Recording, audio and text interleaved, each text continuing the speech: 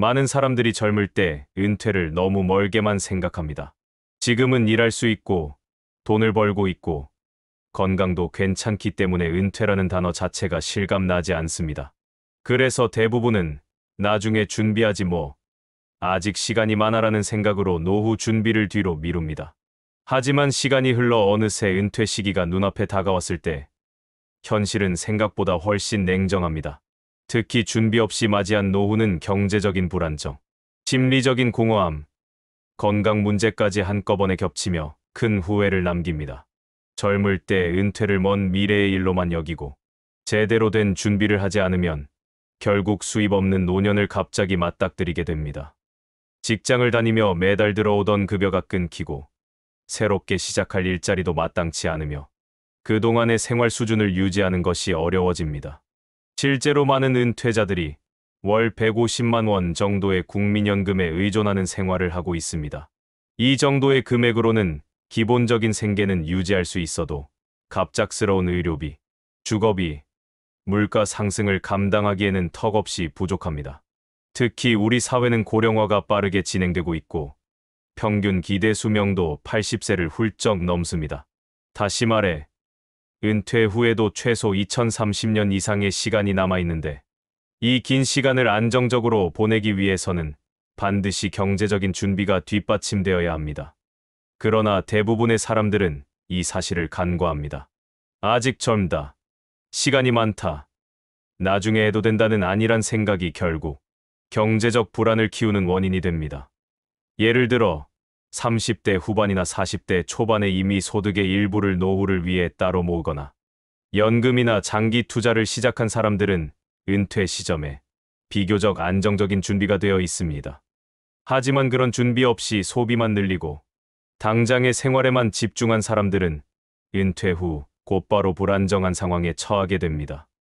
적은 연금에만 의존해야 하고 추가 소득을 위해 무리한 아르바이트를 하거나 자녀에게 의지해야 하는 상황도 벌어집니다. 또한 은퇴를 멀게만 생각하는 사람들은 건강관리도 소홀해지기 쉽습니다. 젊을 때 건강을 챙기지 않으면 노년에 질병으로 인해 의료비 부담이 커지고 일할 수 있는 능력마저 제한됩니다. 결국 경제적 문제뿐 아니라 신체적 고통까지 겹치며 삶의 질이 크게 떨어집니다. 이러한 상황은 단순히 개인의 문제가 아니라 가족 전체의 부담으로 확산되기도 합니다. 따라서 진정한 노후 준비는 먼 미래가 아니라 지금 당장 시작해야 합니다. 소득이 있을 때, 건강할 때, 아직 시간이 남았을 때 노후를 위해 작은 준비라도 꾸준히 이어가야 합니다. 매달 일정 금액을 연금 저축이나 장기 저축, 투자에 할애하고 소비를 절제하며 경제적 자립을 다지는 것이 필요합니다. 또한 정기적인 건강검진과 생활습관 개선을 통해 몸과 마음의 건강을 함께 챙겨야 합니다. 노후는 갑자기 찾아오는 것이 아닙니다. 준비 없는 은퇴는 불안과 후회를 남기지만 계획된 은퇴는 자유와 평온을 가져다 줍니다. 지금 이 순간을 소중히 여기고 미래를 위한 작은 준비를 실천한다면 은퇴가 두렵지 않은 삶을 만들 수 있습니다. 결국 젊을 때 은퇴를 먼 미래로만 생각하는 것이야말로 가장 큰 실수이며 이를 바로잡는 것이 최고의 노후 대책입니다. 많은 사람들이 노후 준비를 이야기할 때 가장 먼저 꺼내는 말이 있습니다. 그래도 집 하나 있으니 괜찮아. 이 말은 마치 내 집만 있으면 노후가 안전하다는 일종의 심리적 위안입니다. 특히 한국 사회는 내 집 마련을 일종의 성공 기준처럼 여기기 때문에 평생을 아껴가며 어렵게 집을 사고 나면 그 순간부터 노후 걱정도 끝났다고 생각하는 사람이 많습니다. 그러나 현실은 그리 단순하지 않습니다. 집 하나 있으면 괜찮다는 생각은 아주 위험한 착각일 수 있습니다. 물론 집을 소유하고 있다는 것은 분명한 자산입니다. 주거 안정성도 높아지고 전세나 월세로 매달 지출하는 고정 비용을 줄일 수 있습니다.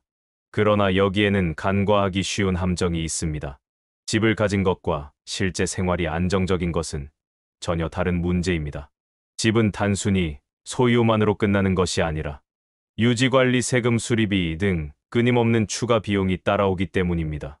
특히 나이가 들고 소득이 끊긴 노후에는 집을 유지하는 비용이 생각보다 큰 부담으로 다가옵니다. 먼저 관리비입니다. 아파트나 공동주택에 거주하는 경우 매달 관리비가 고정적으로 청구되며 특히 노후 아파트의 경우 승강기 교체, 외벽 보수, 방수 공사 등으로 특별 관리비가 발생하는 경우도 많습니다. 고지서를 받아 들고 나서야 집 하나 있으면 괜찮다는 말이 얼마나 허상이었는지 실감하는 경우가 많습니다. 세금 역시 만만치 않습니다. 주택을 소유하고 있으면 재산세, 종합부동산세 등 각종 세금 부담이 뒤따릅니다. 특히 최근 몇 년간 부동산 정책 변화로 인해 고령자의 세금 부담이 커진 사례도 적지 않습니다.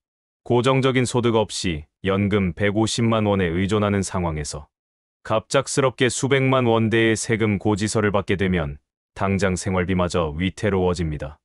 결국 현금이 없으니 대출을 받거나 집을 팔아야 하는 상황까지 내몰리는 것입니다. 또 하나의 문제는 예상치 못한 수리비입니다. 집이 오래될수록 수도, 전기, 난방 시설 등 다양한 고장이 발생합니다. 한 번의 수리비가 몇십만 원에서 많게는 몇백만 원에 이를 수 있습니다. 이러한 지출은 대부분 갑작스럽게 찾아오고 노년기의 현금 흐름이 제한된 상황에서는 큰 부담으로 작용합니다. 결국 집은 있지만 당장 생활에 필요한 현금이 부족해 생활의 질이 급격히 떨어지는 악순환에 빠지는 것입니다. 더 심각한 문제는 집을 담보로 대출을 받거나 결국 집을 팔아야 하는 상황에 내몰리는 경우입니다. 특히 자녀 교육비나 결혼 자금, 의료비 등으로 현금이 부족해지면 많은 노인들이 자신의 집을 담보로 대출을 받습니다. 처음에는 잠시 빌리는 돈이라 생각하지만 정작 상환 능력이 부족해 결국 빚만 남거나 급하게 집을 처분해야 하는 상황으로 이어집니다. 집을 팔더라도 당장 갈 곳이 마땅치 않거나 더 열악한 주거 환경으로 옮겨야 하는 경우가 많아 오히려 삶의 안정성이 크게 흔들립니다.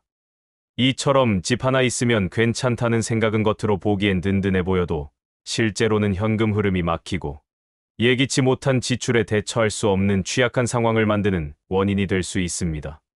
집이 자산인 것은 분명하지만 그것이 생활비나 긴급 자금으로 바로 전환되지 않는다면 결국 노후의 불안정성을 키우는 또 다른 변수로 작용합니다. 따라서 현명한 노후 준비를 위해서는 단순히 집을 소유하는 것에 그쳐서는 안 됩니다. 집을 유지하는 비용과 각종 세금을 감당할 수 있는 충분한 현금 자산을 함께 준비해야 합니다. 또한 필요하다면 주택을 실거주와 투자 관점에서 분리해 생각하고 다운사이징이나 임대 수익을 통한 현금 확보 계획도 고려해야 합니다. 무엇보다 중요한 것은 집이 있으니 괜찮다는 아니란 생각을 버리고 현실적인 관점에서 내 집과 내 자산을 점검하는 것입니다. 노후는 생각보다 길고 예상치 못한 상황이 수없이 찾아옵니다. 그때마다 집 하나만 믿고 있다면 결국 후회와 불안정한 생활로 이어질 수 있습니다. 지금부터라도 내 집을 어떻게 활용할지, 유지비와 세금은 어느 정도인지, 필요한 현금은 어떻게 확보할지를 냉정하게 분석해야 합니다. 집을 지키는 것도, 안정된 노후를 사는 것도 결국 철저한 준비와 계획에서 시작됩니다. 집 하나로 충분하다는 착각은 버리고 현실을 직시하는 것이야말로 진짜 노후를 지키는 현명한 선택입니다. 많은 부모들이 자식을 위해 희생하는 것을 당연하게 여깁니다. 평생을 고생하며 모은 돈을 자식의 결혼, 집 마련, 심지어 사업 자금으로 아낌없이 내어주는 경우가 흔합니다. 자식을 도와주는 것이 부모의 의무라고 믿고 내 모든 걸 내어주면 언젠가 자식이 보답할 거라 기대합니다. 그러나 현실은 그렇게 흘러가지 않습니다. 가진 것을 다 내어준 뒤 돌아오는 건 고마움도 경제적 보상도 아닌 고립과 후회인 경우가 많습니다. 특히 노년기에 접어들면 소득이 줄어들고 건강도 예전 같지 않기에 경제적 자립이 더욱 중요해집니다. 그러나 자식에게 기대고 모든 재산을 내어준 사람들은 노후의 선택권마저 잃게 됩니다. 처음엔 자식이 곁에 있어줄 거라 믿지만 시간이 지나면 자식도 자신의 가정을 꾸리고 바쁘게 살아갑니다.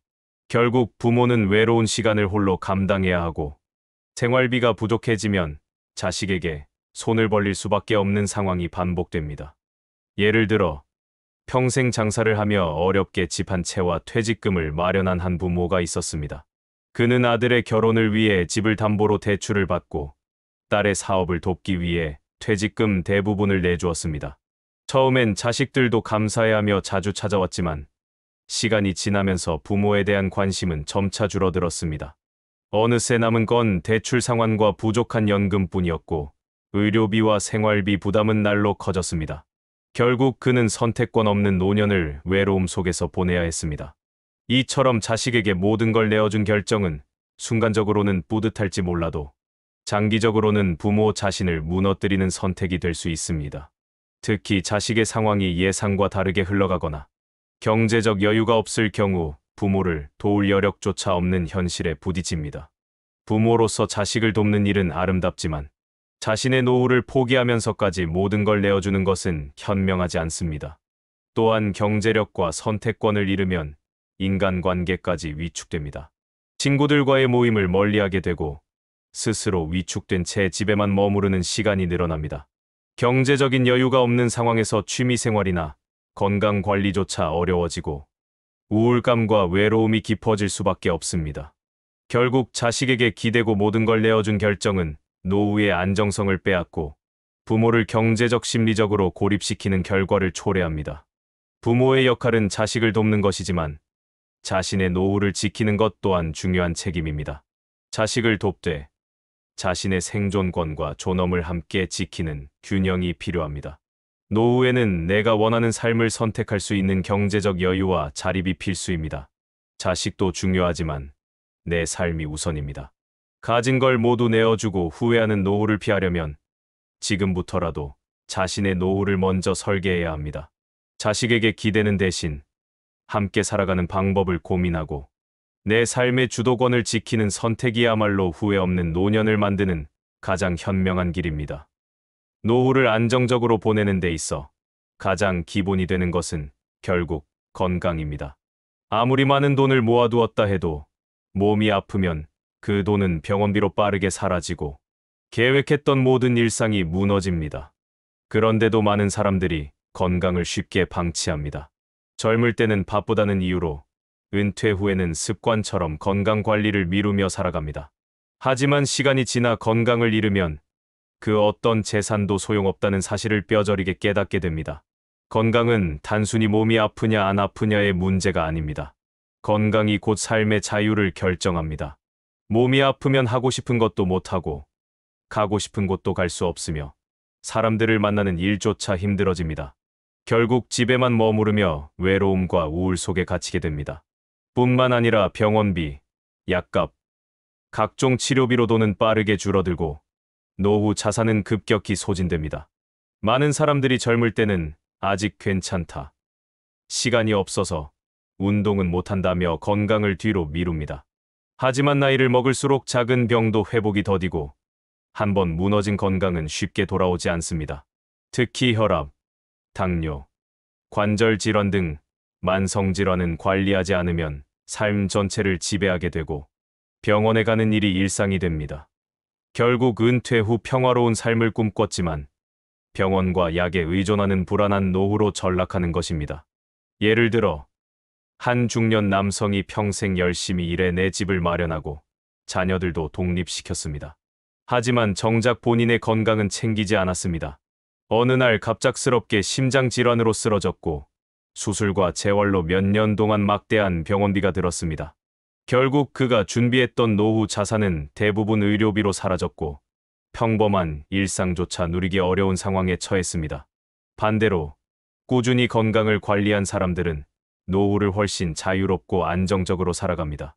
매일 가벼운 운동을 하고 식습관을 관리하며 정기적으로 검진을 받는 습관을 가진 이들은 나이가 들어도 활력이 남아 있습니다. 돈보다 건강을 우선시한 결과 의료비 부담 없이 삶의 질을 유지할 수 있습니다.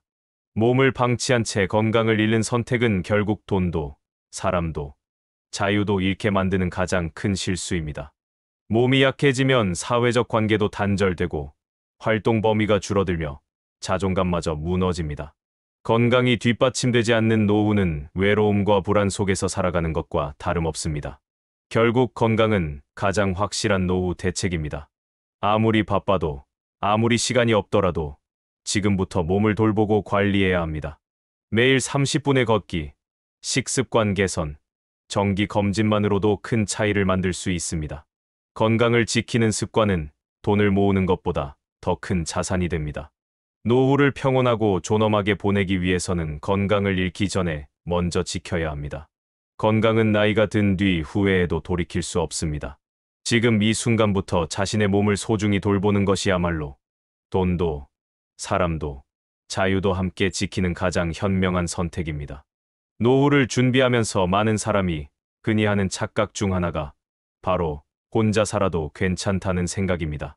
젊을 때는 바쁘게 일하고 가족을 챙기며 사람들과 어울릴 시간이 부족해도 어느 정도 사회적 관계가 유지됩니다.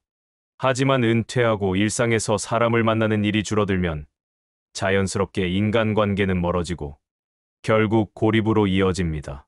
처음에는 혼자가 편하다고 생각할 수 있습니다. 누구에게 휘둘리지도 않고 내가 원하는 대로 시간을 쓸 수 있으니 오히려 홀가분하게 느껴질 수도 있습니다. 그러나 시간이 지나면 그 선택이 얼마나 큰 실수였는지 뼈저리게 느끼게 됩니다. 인간은 본질적으로 사회적 존재입니다.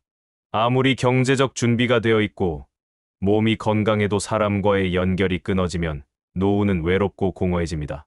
특히 노년기로 접어들면 자연스럽게 친구, 이웃, 가족과의 거리가 멀어지는 경우가 많습니다. 자신도 모르게 혼자가 되는 시간이 늘어나고 대화를 나눌 상대가 사라집니다. 처음에는 나는 혼자도 잘 지내라는 오만이 위안이 될 수 있지만 외로움은 서서히 삶의 질을 무너뜨립니다. 예를 들어 평생 열심히 일하고 은퇴 후 어느 정도의 자산을 마련한 한 사람이 있었습니다. 그는 나는 혼자서도 충분히 잘 살 수 있다 여 사람들과의 관계를 일부러 멀리했습니다.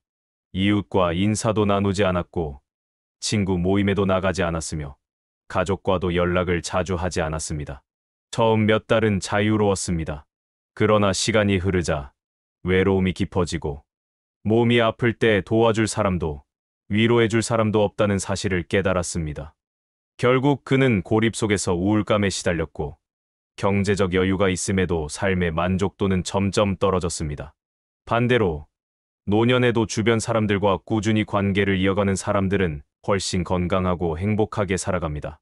친구들과 주기적으로 만나고 이웃과 안부를 묻고 취미 활동을 통해 새로운 사람을 사귀는 습관은 정서적 안정뿐 아니라 실제로 신체 건강에도 긍정적인 영향을 줍니다. 대화를 나누고 함께 웃는 시간은 뇌를 자극하고 고립에서 벗어나게 도와줍니다. 노후에 진짜 필요한 건 돈보다 사람입니다. 물론 돈은 중요합니다. 생활을 유지하고 병원비를 감당하며 원하는 것을 하기 위해선 일정한 자산이 필요합니다. 하지만 사람이 없는 노후는 아무리 돈이 많아도 외롭고 공허합니다. 돈으로는 외로움을 해결할 수 없고 진심을 나눌 친구나 가족은 돈으로 살 수 없습니다. 따라서 혼자 살아도 괜찮다는 오만을 버리고 지금부터라도 주변 사람들과의 관계를 소중히 여겨야 합니다. 가벼운 인사부터 시작해도 좋습니다. 이웃과 커피 한 잔을 나누고 오랜 친구에게 안부 전화를 걸고 동호회나 봉사활동에 참여해보는 것도 좋은 방법입니다. 처음에는 어색할 수 있지만 사람과의 연결은 결국 삶의 활력을 불어넣습니다. 노후는 고립이 아닌 연결을 통해 더욱 따뜻하고 풍요로워집니다. 혼자라고 강해지는 것이 아니라 함께 어울릴 때 비로소 안정과 행복을 느낄 수 있습니다. 사람을 잃지 않는 것이야말로 최고의 노후 대책입니다. 지금부터라도 인간관계를 소홀히 하지 말고 사람 속에서 살아가는 법을 선택해야 합니다. 외로움 없는 노후는 결국 사람을 통해 만들어집니다.